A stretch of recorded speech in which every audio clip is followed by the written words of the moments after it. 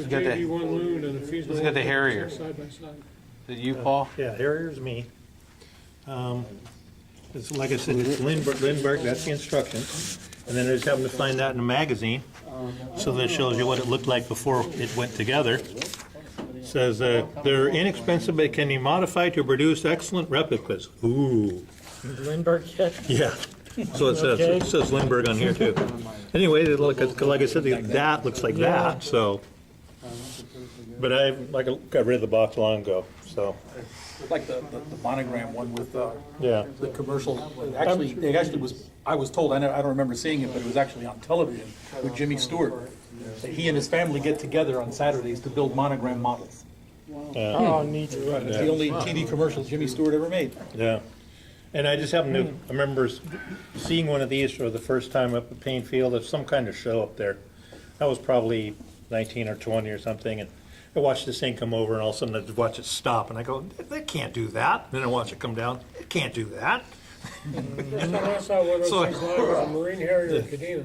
Yeah, and I We said, were on the other side of the runway. A mile away, this thing was hovering. God, what a racket. yeah, they're loud. First time I saw a Harrier was in Germany when it was stationed there, and I watched them take an entire day and a half to change the engine on one airplane. The entire yeah. wing has to come Yeah. off. That's cool. They gotta brace it up with Yeah. jacks, they take the wing off, and then they pull the four-poster engine out the top with it. Yep, and it takes a day and a half to do it. Yeah, And I and watched change some an engine. Marines do it in less than a day. Took them 2 shifts. I just thought it was a unique plane, because, there's a Yak 38, but it's not as sophisticated or something. Always versatile. Yeah, or as the Harrier is, so.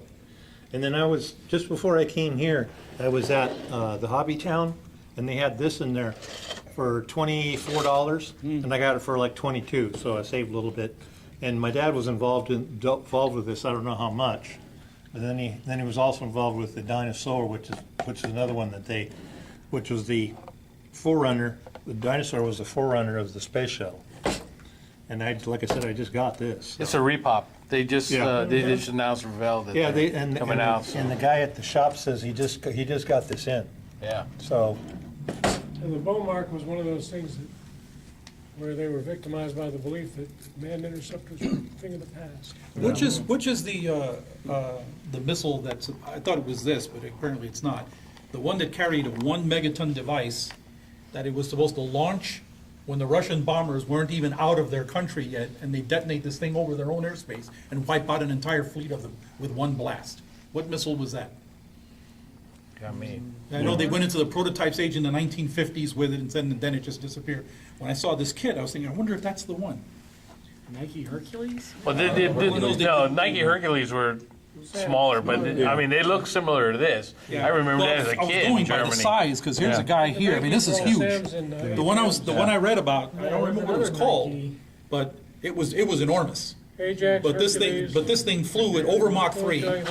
You'd launch it from the California coast, and it would get to over Russia when the Bear bombers were forming up to come over here to drop their bombs. Oh. And you'd wipe them out over their own airspace. Wow. Because the weapon was a 1 megaton device, hydrogen bomb, obviously, Yeah, it that makes no airburst that blew up above them. and I was looking all through this, all over the whole box, trying to find out what scale it is. And it's box scale. Box scale, yeah. So, and the guy found it on his phone, it's like 156, so. It's like George told me long ago with my 108 scale C-141 box scale. Yep. Of course, they come out with that now that I spent nearly $100 a couple of years ago buying the See, if you just what wait was long that enough, they series that repop Rebels things. put out? History Makers. Yeah, yeah. Rebellion Oh, History yeah, Makers. Right. yeah. Yeah. Yeah. That's back in That the kid 80s. and the Nike Ajax was really expensive too, and they repopped that. Yeah. The old Renwall.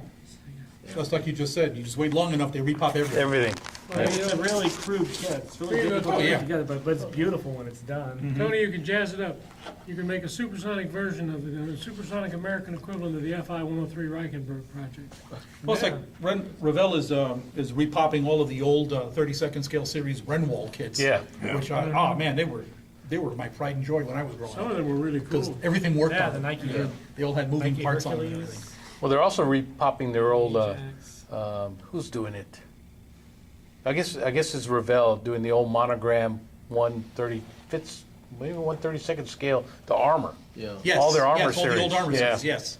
Yeah, they're repopping those, they've repopped those a lot. I know, Yeah. they Revell's started trying to again, become so. the- Revell's trying to become the Boeing of the plastic model world. Now, Paul? Paul, Yeah, you'll see them in listings as 1/35th scale, but they're actually 1/32nd. 32nd, I think, is, yeah. It was.